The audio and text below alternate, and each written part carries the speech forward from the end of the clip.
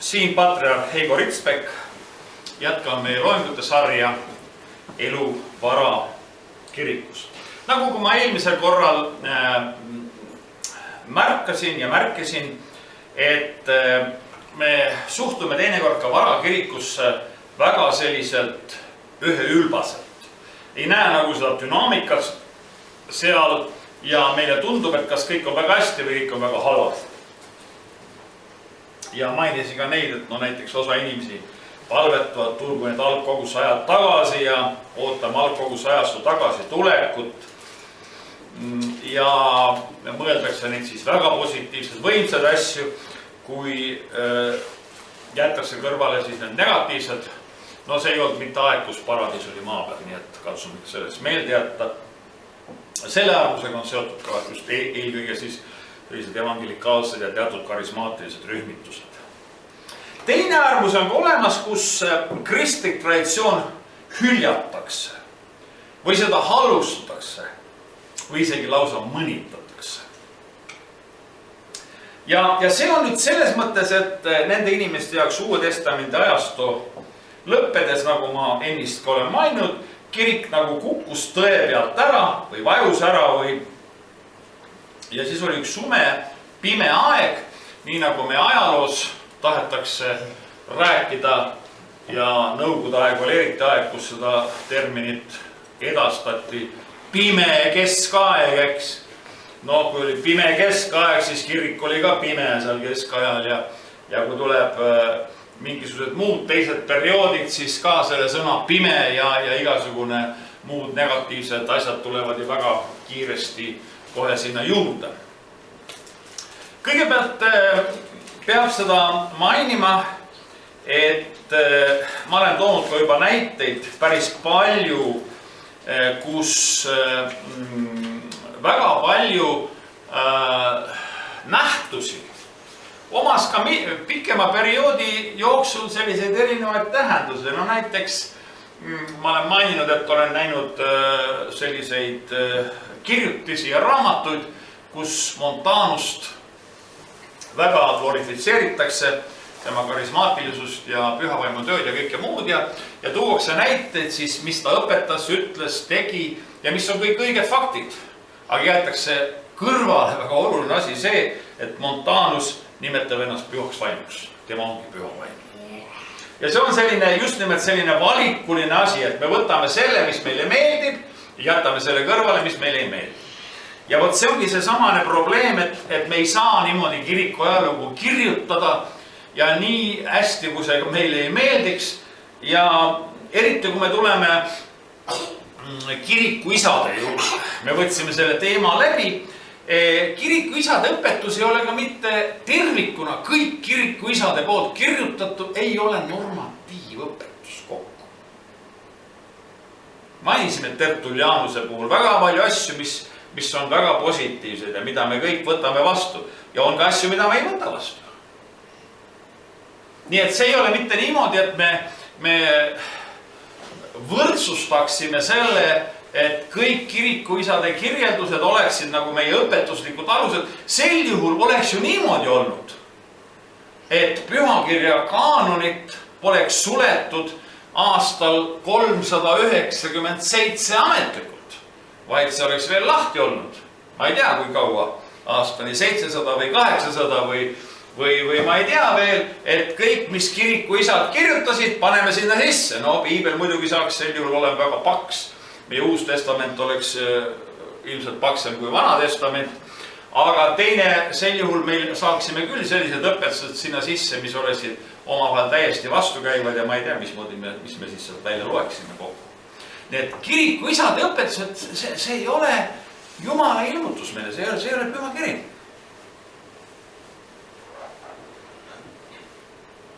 Ja näiteks võib mõni küsida, et aga mis on selle selline praktiline tähendus. Kas või selline asi, et kui mõni inimene loebki mõnda kirikuisa ja ta võib küll tsiteerida kirikuisa, kas või jutluses ja mõnda seisukohta ja nii edasi, aga see ei saa mingisugusest õpetuslikuks aluseks saada. ma tean ühte vaimulikku liikumist ka Eestis, kes tegi sellise asja, et oma põhikirja pani aluseks siis kanoonilised kirjad, tähendab siis pühakirja, Vana Testament, Uue Testament ja Apokriiva raamatud, pluss valikuliselt veel 3-4 kirikuisa. Nemad on meie õpetuse aluseks. No, antud juhul nende kirikuisade sees ma juba nägin, seal oli kontroverssed kirikuisasid, mille õpetus on väga vastuolus klassikalise Kristuse. Aga oletame, et isegi panna sinna sellised õpetuslikud alused juurde, kus seda kontroverssust ei ole. See ei ole ka võimalik, sest sel juhul me tegelikult ei piiritle enam pühakirja ju, eks. Pühakirjal on üks piir. 397 võetakse vastu otsus, pühakiri algab siit ja lõpeb selle raamatuga. Johannese ilmutuse raamat on viimane, kõik, punkt. Ja mis seal öeldakse veel, kui keegi paneb juurde Johannese evangeeliumis sinna juurde ja edasi, mis sellega toimub, eks. Nii et selles mõttes me ei saa mängida pühakirjaga. Aga kas see tähendab seda, et lisaks pühakirjale me ei või tsiteerida, öelda midagi, mis on väga olulist? Miks mitte? Võtame kas või lihtsa asja. Kui palju kirjutatakse häid kristlikke raamatuid? Kui palju on häid kristlikke mõtlejaid? Kui palju on häid kristlikke töötegijaid? Keda me tsiteerime? Kes on öelnud väga olulisi, väga keskseid vaimulikke tõdesid, eks? Vot see mees ütles selle, see mees ütles selle, see mees ütles selle, see ütles seda ja see on meil igasugune õigus seda ju teha, eks? On ju nii? Me ei ütle kunagi, et see on samavõrd sellega, mida me loeme Mattuse evangeeliumist ja Luuka evangeeliumist, aga loomulikult on see hea. Isegi Martin Luther, kes viskas piibli kaanonist välja Apokriiva, ütles selle Apokriiva kohta, et no see on hea ja kasulik kasutuslikuks lugemiseks. Isegi Lutheri jaoks on niisugune positiivne asi, aga no ta paris piiblisse nagu ei sobiks. Aga see on hea asi, kui tahad lugeda midagi head, siis loe, eks. Nii et sellised asju on väga palju ja kirikuisade juures on just nimelt see, me vaatame seda teoloogilisest poolest, kus pannakse paika teatud raamid. Ja kogu kristliku dogmaatilise süsteemi alustalad tulevad aga meile pühakirjast. Pühakiri on üle kõigest. Pühakiri on kõige alus. Ja kes selle otsustas, mis on pühakirjas, selle otsustas kristlik kirik. Aastal 397. Kirikukogu. No me ütleme, püha vaim otsustas kiriku kaudu. Võib-olla see on nüüd kõige tähtsam või võiksime seda niimoodi öelda. Kolmas äärmus, mis ka väga tihti on olemas, on just nimelt see, et me hakkame varakiriku elu, dogmaatikat, õpetust, tegevust nii öelda oma seisukohalt seletama, oma seisukohalt aru saama. See tähendab, et me võtame mingisuguse fraasi, mingisuguse teksti ja anname selle oma tähenduse. No väga lihtsad asjad on kas või näiteks see, et me võtame näiteks piiblis selle armulaua terminoloogias väga oluliselt kõlava fraasi anamneesis. Jeesus ütleb seda, tehke minu mälestuseks ja me võtame sõna mälestus ja hakkame seda 21. sajandi tähenduses või 20. sajandi tähenduses siis lahti mõtestama. No, meie jaoks mälestus on see, istume maha, võtame kohvitassi või teetassi, hakkame vaatama vanu albumeid ja muid asju ja siis me mälestame mingit asju või paneme kas või küünla põlema. või et Kristuse mälestuseks on muidugi konkreetsem plaan, seal tuleb mitte küünlad põlema panna, vaid tuleb midagi süüa. Leiba ja veini või siis mahla. Aga mida see tähendas selle algses tähenduses? Kristus tuleb meile juutlikust taustast ja vot siin on oluline ka seda mõista. Täpselt nii. Me teame ja keeleteadlased võivad seda väga põhjalikult analüüsida, meile eeskujuks olla, kus lihtsalt sõnade tähendus ja mõistete tähendus on aegade jooksul muutunud. Me peame minema just nimelt sellesse aega, kus see termin tuleb, kus see mõiste tuleb, kus seda kasutatakse. Või teine näiteks selline asi, räägitakse meile Uues Testamendis kooskäimistest kodudes. Siis kohe kuskil üks kelluke heliseb ja mõned inimeste jaoks tähendab see tänapäevast osadusgruppi, kus me tuleme koju, mängime kitarri, keegi mängib, laulame ülistuslaule ja siis palvetame ja see on selline vaba osadus, sööme küpsiseid või veel midagi muud sinna juurde. Aga me ei esita küsimust, aga mis tehti nendel kooskäimistel kodudes ja miks üldse pidi kodudes käima? Isegi siis veel kõige varasematel aegadel, kus tempel oli olemas. Templis loeti Jumala sõna, templis palvetati, templis seletati Jumala sõna. Aga miks pärast templi teenistus kristlased läksid veel kodudesse? Kas sellepärast, et olla veel et on umbes nii, et kirikuteenistus on pühapäeval ja siis me nädalases tahame veel niisugust lähemat osadust? Ei, vaid templis ei olnud armulauda. Pöödu söömaaega. Seda ei olnud. Kui me näeme teoloogiliste vaidluste ja teoloogiliste eri seisukohtadega, siis on meil teinekord juba nõndatud õiged seisukohad ja nõndatud valed seisukohad juba algselt olemas. Me nagu isegi ei taha hakata uurima, et me saaksime sellest mingisuguseid arvamusi. Ma olen õpetanud keskkoolis ka pikemat aega filosoofiat ja me näeme tegelikult ka filosoofiliste koolkondade arengus ja filosoofia sellises üldises narratiivis ka seda, et mida tänapäeval tunnustavad praktiliselt kõik, et see ei ole mitte see, et me võtame enda ette mingid faktid ja kõik faktid paneme ühe sõnaga mingisse ritta ja siis sellest faktoloogiast tulenevalt kujundame mingisuguse tulemuse, järelduse või õpetuse. Ideaalis kõik arvavad, see nii toimub. Tegelikult toimub see niimoodi, et meil on see maatriks või see alus juba enne olemas, me paneme sinna maha ja hakkame neid fakte sinna sisse panema, mis sobivad selle meie maatriksile. Aga neid fakte, mis sobi, need on välja vist. Ja siis meil ongi niisugune koos, loeme seda, tsiteerime seda, tsiteerime seda.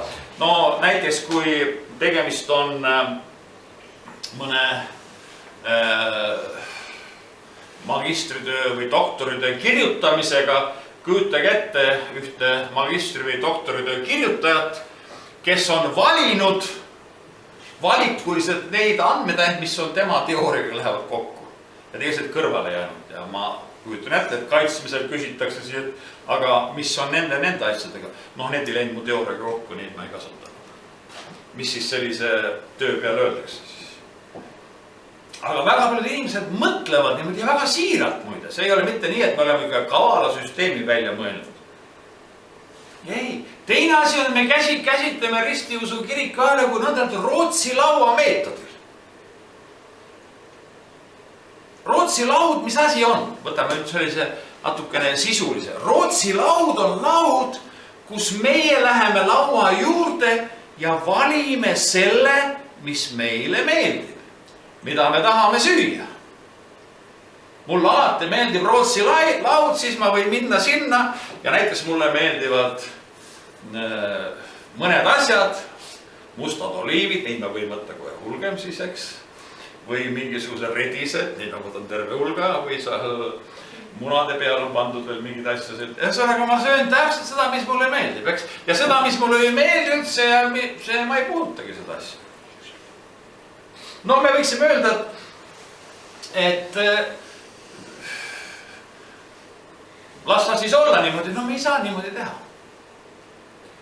Kas või näiteks, kes kangesti tahavad ainult täiskasvanute ristimise printsiipi rakendada, võtavad sealt ühe Tertullianuse fraasi või mõned Tertullianuse fraasi ja nende jaoks on nüüd kirikuisa Tertullianus saanud mingit autoriteedist, vaat tema ütles ka niimoodi. Aga okei, mina ütlesin selle peale, aga palun nüüd võtame terve Tertullianuse. Ei, no me neid teisi asju ei võta, me valime ainult selles, et miks, mida usun. No see läheb kokku meie ristimise õpetus. See on aus vastus, mis lõpuks välja tuleb. Ma olen mõne inimesega rääkinud ja lõpuks ongi see viimane lause. See on see, mis läheb meil kokku. No. Nii on väga tore. Võtame kogu selle paleti, kõik need asjad ette, vaatame, mis asjad kõik on öeldud. Ja oi, näe, see mulle väga meeldib. See on meil ka niimoodi, no okei, võtame selle, panemegi jälle linnukese kirja, et see kõik, kui sa näed niisugust asju ütles. Ja niimoodi me võime sattuda äärmuslikel juhtumitel ja mina olen ka sattunud mõningatele loengutele või õpetuslikele sellistele koosviivimistele, kus meil tsiteeritakse ei tea, mis asju ja lõpus järeldus on väga kummaline mingisugune asja alusel. Oot. Miks on meil usutunnistused? Miks me loeme igal armuloo teenistusel Nikaia usutunnistust? Võib-olla mõni võiks öelda, et, et me juba saime selgeks selle, me teame, mis seal on. Aga see ongi just nimelt see, meie usume seda. Me usume neid kõiki asju, mis on selle kirjas. Mitte nii, et tõmbame ühe asja sealt maha. Ja paljud vabakirikud ei saa Nikaiat tunnistada, kuigi nad oma põhikirjasse panevad selle kirja. Ma olen vaielnud mitmete vabakiriklike juhtidega, ma ütlesin, no kuidas sa saad panna omal põhikirja, et meie usume kõike 3 üldkristlikku usutunnistust. Ma ütlesin, võtame Nikaia. Kus sa saad? Te ei tunnista Nikaiat. Tunnistame küll. Meie usume ristimist pattude andeks saamiseks. Usute? Ei usu. No kuidas te ei usu siis Nikaiat? Ei, no, ega see nüüd siis nii tähtis ka palju üldiselt, mis on muu, seda ma usun.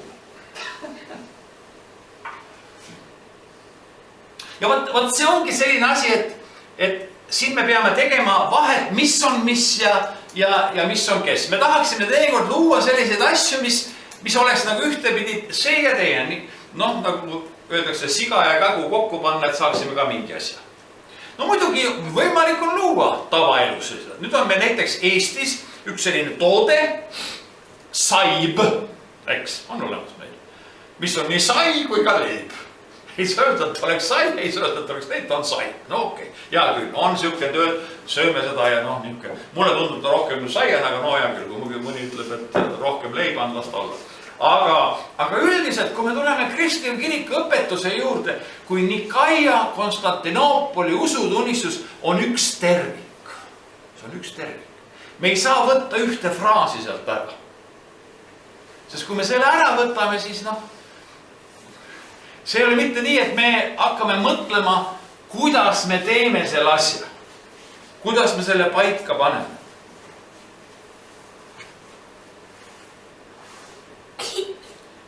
Ma olen isegi olnud sellistes situatsioonides, kus arutatakse, mismoodi me Jumala teenistust peame. Et paneme selle kava kokku, mida võib isegi teatud mõttes arutada, jah. Kui me teeme mingi palvuse või mingi asja, seal on teatud elementides veel vabad valikud ja muud asjad olemas. Aga siis, kui me tuleme konkreetsemate asjade juurde, näiteks kui me tuleme anglikani kiriku seisukohalt või anglokatoliku seisukohalt puhastuspalve või see alguspalve juurde, siis me ei saa rääkida nii, et tead, et teeme selle asja täna natuke lühemaks, võtame selle esimese lause ära või see teise või selle fraasi võtame maha või paneme siia juurde või toome hoopis siit midagi suurt teistsugust siia. Kõige parem on siis võtame tervikuna selle asja maha, siis on kõik ausam. Usutunnistusega ei saa niimoodi mängida. Võtame selle nagu siit ära või üle pikk on see. Mõned ütlevad, et see Athanasius usutunnistus on nii pikk ja nii teoloogiline. Ära loe siis. Ei pea lugema, eks. Pole öeldud, et sunniviisiliselt pead lugema, ära loesid seda. Ära ütle, et me loeme nüüd Athanasiuse usutunnistust Heigo Risbecki poolt redigeerituna. See ei ole enam usutunnistus. See on naljanumber asjas. Ma ütlen nagu iseenda nimes ja siis aga tihti tehakse niimoodi. Tähendab, see on üks tervik. Loomulikult on selles palju inimlikku tegevust. Ja selles mõttes ongi niimoodi, et me vaatame, kuidas Muhamedile tuli taevas tekst, kuidas Jehova tunnistajate juhile Smithist tuli taevas kuldne tekst ja siis me võtame niimoodi, et okei, iga koma ja kõik i-täpp on nagu mingi jumaliku tähendusega ja kõik on nagu paika pandud, aga me näeme, et tegelikkus ei ole mitte selline, isegi terve piibliraamat, seal on palju autorid, erineva stiiliga, erineva laadiga. Aga Jumal on inspireerinud seda, see on Jumala sõna. Meile loetakse tekst ette, näiteks kas või Markuse evangeeliumist ja me ei ütle tänu olgu Peetrusele.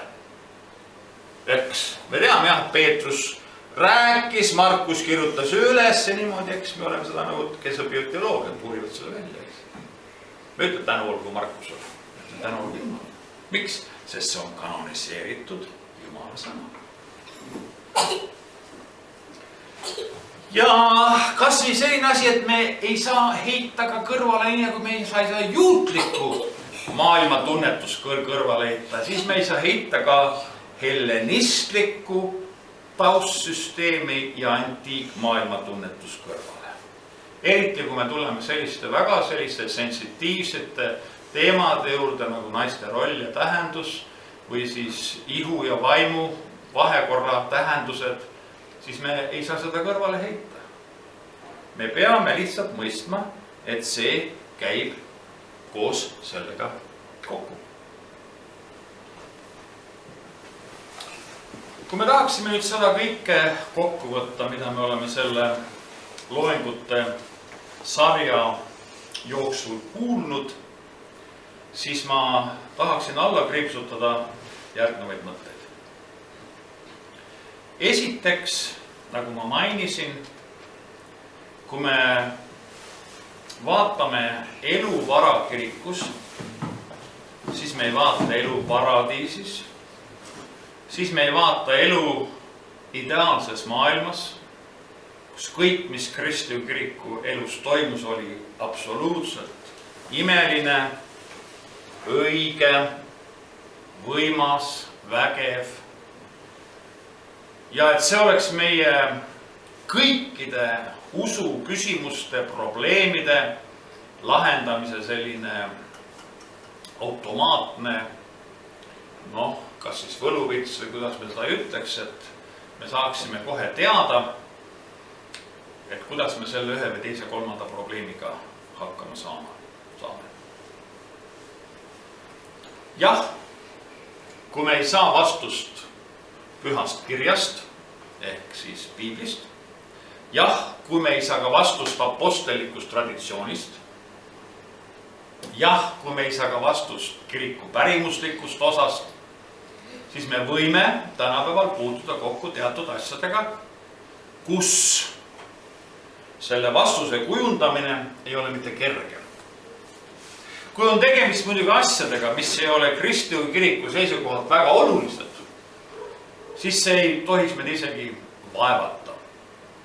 Aga kui on väga olulised asjadega tegemist, mis vähemalt meile tundub väga olulised asjad, siis me saame selle vastuse aluseks ilmselt mingit informatsiooni ja siis tuleb meil lisada juurde, nagu ka Anglikani kirik on maininud, et me peame lisama see juurde ka inimliku meie mõistuse ja mõned teised liikumised on lisanud veel ka meie kogemuslikul tasandil ja Jumala püha vaim juhib, mitte et ta juhiks meid pühakirjast mööda, vaid ta juhib pühakirja sisse ja annab ka teatud konkreetse lähtepunkti, kuidas me ühte või teist asja siis oskame otsustada. Teine asi, on olemas paljud asjad, mis olid varakirikus ja mis on tänapäeval teist laadi, teistmoodi, mitte sellepärast, et me oleme läinud piibli tõest kõrvale või me oleme läinud varakiriku tõest kõrvale või me oleme läinud apostliku traditsiooni aluses kõrvale, vaid lihtsalt see, et me mõttelaad on teistsugune ja me elame 21. sajandil, kus me enam ei mõtle, ei arutle väga tihti sellises antiikmaailma või siis ka aristoteliaanlikus sellise mõistete süsteemis. Ja me oleme teistmoodi mõttesüsteemis, me peame nii-öelda tõlkima selle varakirikus oleva informatsiooni meie jaoks. Ja teinekordki on seal sellised asjad, me puutume kokku selliste teemadega, kus siis me võime siiralt öelda, et tõepoolest tänapäeva maailmas me teeme mõningaid asju teistmoodi. Mitte sellepärast, et see oleks vastuolus, ma kordan veel, püha kirjaga või apostliku traditsiooniga või püha pärimusega, vaid me elame teistsuguses maailmas.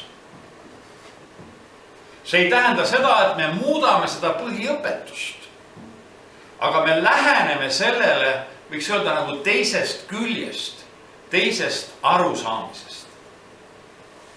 Ja teatud asjad, mis ei ole kõige tähtsamad, mis ei ole nagu õndsuslooliselt olulised, et siit maalt ja mitte enam ükski rida vasakule ega paremale, me ei tohiks nagu nendes küsimustes tekitada meeletuid vaidlusi. See on selline temaatika, mida nimetatakse adiofooriateks. Need on nõndanimetatud kõrvalisemad küsimused. On inimesi, kes tahaksid kõik asjad panna absoluutselt sellisesse mingisugusest asjast tulenevalt lähtuvasse kategoriseeritud süsteemi. Ma ise olen nimetanud neid inimesi selliseks Carl Linneeliseks. Carl Linné oli Rootsi teadlane, kes väga põhjaliku sellise süstematiseerimissüsteemi nagu välja töötas. Kõik sokid olid teatud sahtlites, värvi järgi olid pandud ja suuruse järgi ja ei tea, mis asja järgi olid. Kõik on ühesõnaga kuidagi ära sorteeritud. Mõnikord on niimoodi, et see väga paika pandud ja sorteeritud asi, see ei anna kõige paremaid tulemusi. Minul on olnud ikka niimoodi, et kui mul on see töölaud on ikka see päris sassis ja nii edasi, aga siis kui mul on midagi vaja, ma tean, kus kohalt mingisuguse asja ma leian. Nii kui mul naine selle töölaua kordas ja siis ma pean hakkama naise käest küsima, kus mingi asi on. Kuigi väliselt asi on väga ilus, aga ma enam ei tea, kus seda seal on, eks. Ja küsimus on ka selles, et on teatud asjad, kus me ei peaks hakkama üldse arutlusi või diskussioone niimoodi pikalt ajama, sest me peaksime säilitama mingisuguse sellise terve mõistuse kontrolli või ütleme ka sellise, selle terve varakirikliku perioodi ja järgneva kristliku kiriku ajaloo üleüldise õppetunni, mis on meieni jõudnud. Me elame 21. sajandil ja kui me ütleme, et ainult 5 esimest sajandit läheb meile korda üle, mis pärast juhtus see korda ei lähe, siis me oleme ka nagu teises äärmuses. Ma mõtlen kas või väga lihtsa asja. Kuidas me peaksime kirikus olema? Kas me peaksime kirikus püsti seisma või istuma, eks? Me võime tulla selle varakirikliku paradigma juurde, kus juudid pühapäev, antud juhul muidugi on neil see laupäevse päev, olid Jumala ees seisti püsti. Respektist, austusest ja nii edasi. See on siiamaani osades ortodoksi kirikutes, mitte kõikides ka. Aga näiteks Vene õiguse kirikus on siiamaani see printsiip, mis lähtub sellest samast asjast. Kui te lähete õiguse kirikusse, siis te seisate püsti, kas see või teenistus on kas või 8 tundi või 9 tundi seisate seal püsti. Ja isegi mõned Vene ortodoksi preestid ütlevad, et on toonud mõne kiriku kuskile või selle kiriku äärde kuskile mõne pingi, et ma ei taha, et see vana tädikene mõtles kogu aeg oma valutavate põlvede peale, et las ta mõtleb ikka Jumala peale, et las ta istub siis. No Kreeka ortodoks kirik on toonud toolid ja pingid sisse, eks. Ei ole midagi. Ja noh, meie ka. Kas me peame põlvitama? Millalgi põlvitama? Kas me üldse, kui me üldse ei põlvita, kas on siis see mingisugune asi on väga valesti? No me teame, et näiteks reformatsioonis oli Inglismaal, see oli kohutavalt tähtis küsimus. Seal üle vaieldi, võideldi, isegi peeti selliseid peaaegu sõjalisi aktsioone. Me näeme selles protsessis välja kujunemas, kus kord on niimoodi, et okei, et see pole nii oluline. Ja siis tuleb jälle, ei, me peame ikka põlvitama.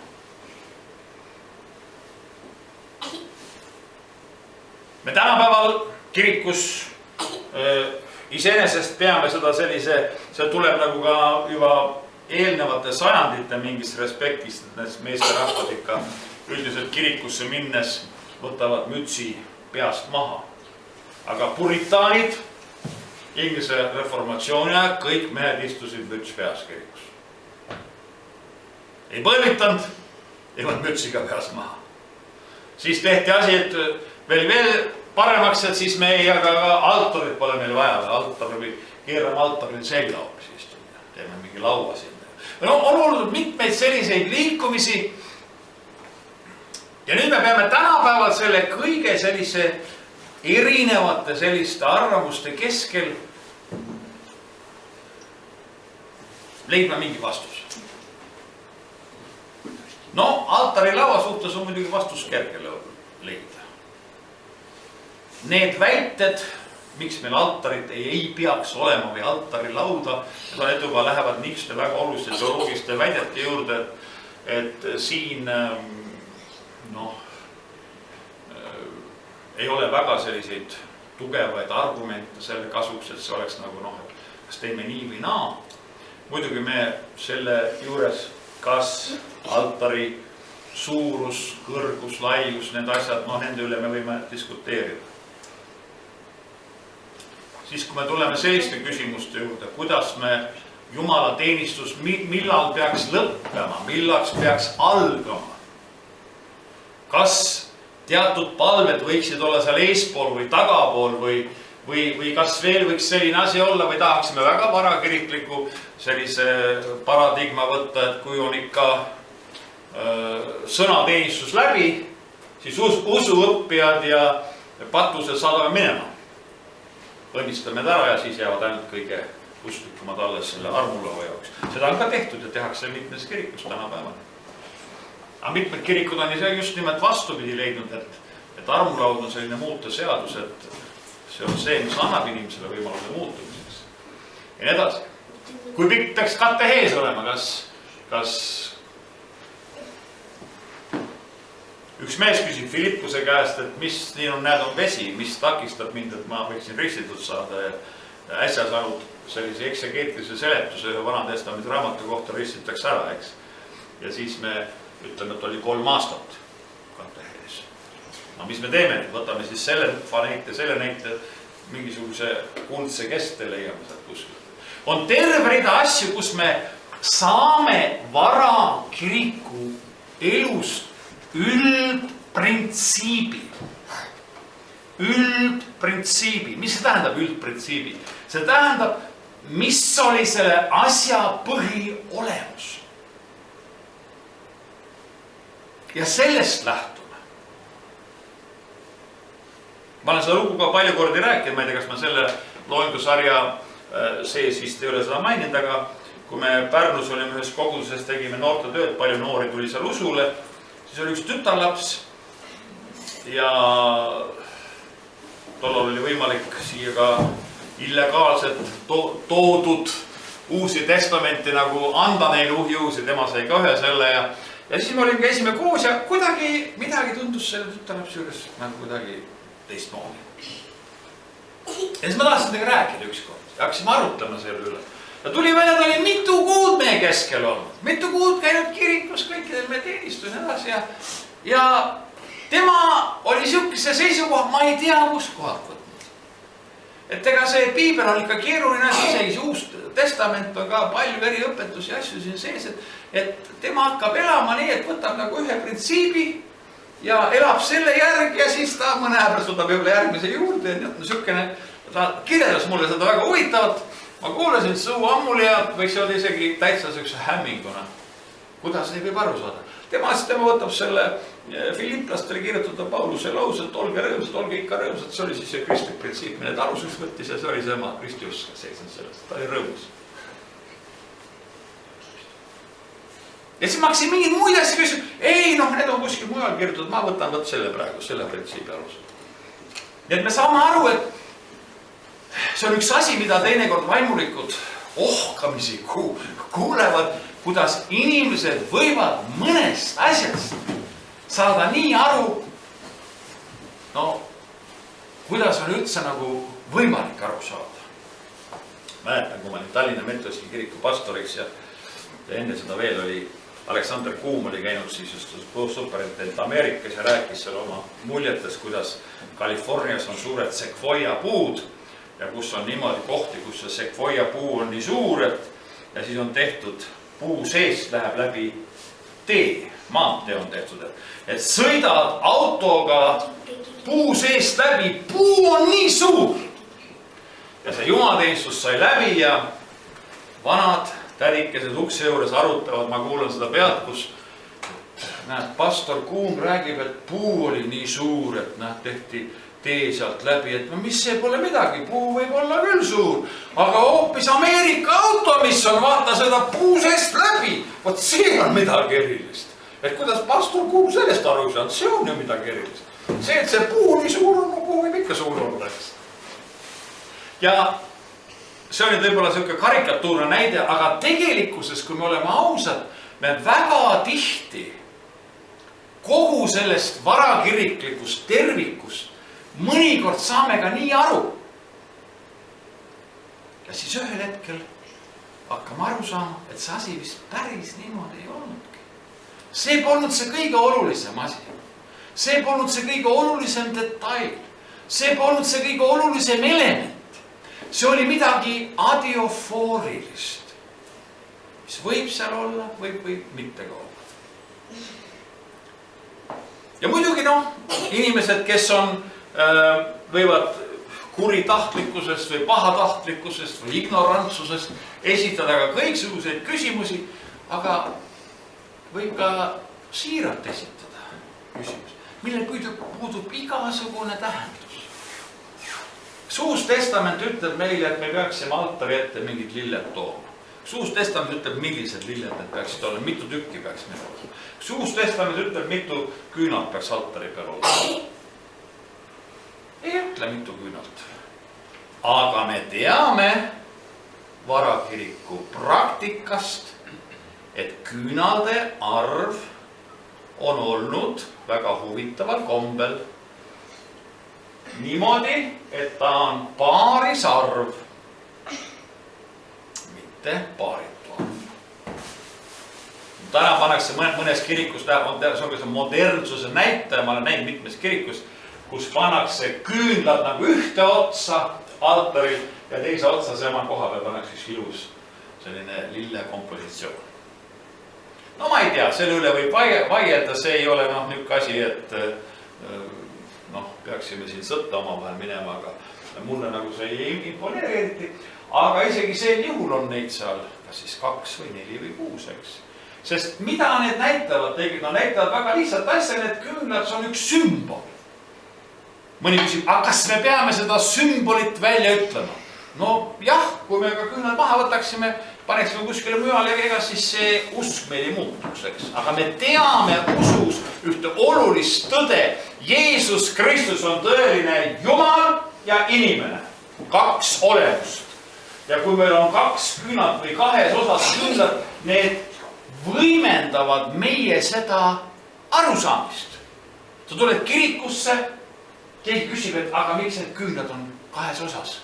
Kas mõni väike laps küsib seda? ütled, see näitab, et Jeesus Kristus oli tõeline inimene ja tõeline Jumal. Ahaa, see on selle pärast, eks. Ja võt niimoodi ongi need väiksed elemendid. Mitu krutsifiksi meil võib siin kirikus olla? Kas 1 või 2 või 3 või 4 või 5? Või kas me võime mingit pilti üles panna või mingi pilt või kuidas see peab olema? Võt nendes kõikides küsimustes me võime mingid lähtepunkte leida, mis juures ma jõuan nüüd viimase punktini. Varakiriku elu annab meile olulised ja väga olulised piirid, mis ümbritsevad kristlikku elu, kristlikku usku, kristlikku dogmaatikat, teoloogiat, kõike muud, kus me ei saa üle piiride minna. Kui me oleme üle enda piirid astunud, siis me enam ei ole ristiusus. Siis me lihtsalt ei ole enam Kristuses. Ja samas on olemas asju varakiriku elus, mis meil tänapäeval me võime ka teatud valikuid teha ja need asjad ei pane sellist asja paika meile, et me oleksime, nagu öeldakse, rikkunud mingisuguseid kristlikke või väga olulisi kiriklikke arusaamisi. Me võime teha nii ja võime teha naa. See ei ole oluline. Mõned asjad on tulnud teatud sümboolikaga sisse, et mingisugust vaadet, arusaamist või midagi tugevdada. Kui me võtame armulaua karikalt sõõmu karikast, siis meie õndsus looliselt ei olene meie õndsus selle sõõmu suurusest. Sellest veini hulgast, mis on olemuslikult Kristuse veri, mida me endasse võtame. Kas on 10 grammi või 20 grammi või mingisugune muu mõõtering, sellest ei olene. Samamoodi kui ristimisel vee hulgast ei olene meie õndsus. Kas ristimine kasutati meie jaoks nii või vähem vett või midagi taolist. Ja nende kõikide asjade juures me peame alati tegema vahe, mis on oluline ja mis ei ole oluline. On kirikud, kes panevad vähem olulised asjad väga oluliseks ja hakkavad sellest peale. Ja kõige olulisemad asjad, need nagu kaovad ära. Ja ma arvan, et selles mõttes on varakirik meile heaks selliseks eeskujuks, et me võime näha kõik meie tänapäeva probleemid kristlikus elus, kristlikus kirikus on kunagi varakirikus olemas olnud. Kui te tahate teada, mismoodi kirik tegeles selle probleemiga, lähme tagasi sinna ja me leiame vastuse. Muidugi on olemas asju, mida tollal ei olnud. Kas autoga võib sõita kristlane või ütle, seda me varakirikus tõesti ei leia sellisele küsimusele vastus. Aga me teame, kus on olnud aegu, kus on hukka mõistetud ühte või teist tehnoloogilist asja või mingit muud asja, millel pole midagi tegemist tegelikult kristlikus. Aga samas, kui me tahame sisuliselt ja tõeliselt ja avatult Jumala tahet tunda meie jaoks, meie dogmaatika jaoks, meie teoloogia jaoks, meie liturgia jaoks, meie kristliku elu jaoks, siis on tõepoolest üks imeline allikas, mille juurde me võime jälle ja jälle tagasi pöörduda. Ja see on varakirik, algkogudus. Ja saame sealt vastused ja need vastused aitavad meid edasi elada meie kristliku elu.